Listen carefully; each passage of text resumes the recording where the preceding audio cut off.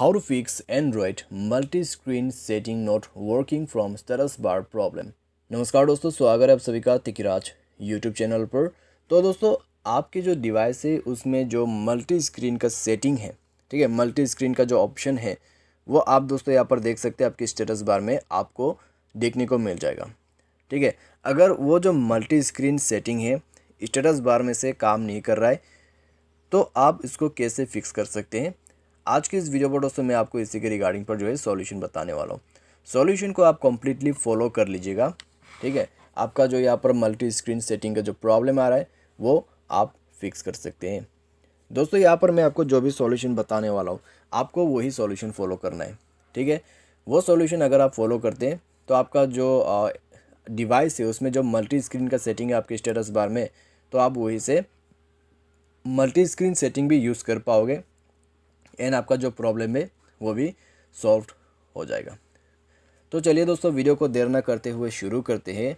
Video शुरू करने से पहले अगर आपने चैनल को सब्सक्राइब नहीं कर रखा है तो सब्सक्राइब करते हुए बेल आइकन को क्लिक करें। अगर आपको ऑनलाइन पैसा कमाना है तो वीडियो डिस्क्रिप्शन पर लिंक मिल जाएगा और किसी भी प्रॉब्लम के रिगार्डिंग पर आप हमें ट्विटर पर फॉलो करके मैसेज कर सकते हैं।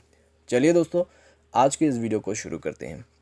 तो दोस्तों, सबसे पहले तो आपको करना क्या है, मल्टी स्क्रीन का जो यहाँ पर प्रॉब्लम है अगर वो आ रहा है तो एक बार डिवाइस को रिस्टार्ट करते हुए अपना जो रिसेंट बटन है उसमें क्लिक करके आपको एक्स मार्क पे क्लिक कर देना है या फिर क्लोज ऑल पे क्लिक करके क्लोज कर देना है सारे एप्लीकेशंस को रिसेंट ऐप से।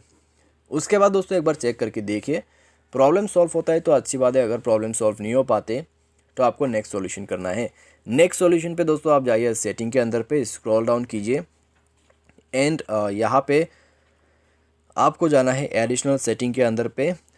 उसके बाद बैकअप एंड रीसेट पर जाने के बाद reset to factory setting and reset system setting only पर क्लिक कर देना है।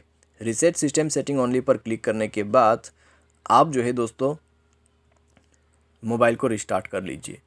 मोबाइल रिस्टार्ट करने के बाद दोस्तों चेकआउट करके देखिए, आपका प्रॉब्लम, आपका जो इशू है वो फिक्स्ड हो जाएगा, ठीक है। तो इस प्रकार से दोस्तों आप जो है प्रॉब्लम को सॉल्व कर सकते हैं। तो अगर आपका जो मल्टी स्क्रीन सेटिंग है काम नहीं करते तो इस सॉल्यूशन को आप फॉलो करते हुए प्रॉब्लम को फिक्स्ड कीजिए, ठीक है। तो इससे दोस्तों अगर आपका प्रॉब्लम सॉल्व हो जाता है तो अच्छी बात है, आपका काम हो गया। लेकिन मान लीजिए दोस्तों आपने ये सब सॉल्यूशन करके देखा फिर भी आपको प्रॉब्लम आते हैं तो फिर क्या करें।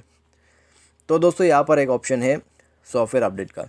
सॉफ्टवेयर को अपडेट करके देखिए मोबाइल का, क्योंकि दोस्तों कई बार क्या होता है सॉफ्टवेयर अपडेट नहीं होने की वजह से हमारे डिवाइस में इस तरह का जो प्रॉब्लम है, इस तरह का जो इशू है वो आ जाते हैं। तो सॉफ्टवेयर को अपडेट करके देखिए, आपका प्रॉब्लम सॉल्व हो जाएगा एंड देन दोस्तों मल्टी स्क्रीन आप यूज़ कर सकते हैं, ठीक है।